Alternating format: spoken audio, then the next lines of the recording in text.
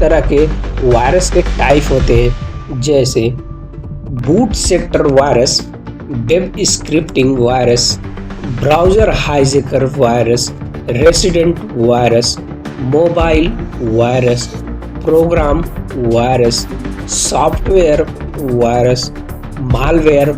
virus, ransomware virus,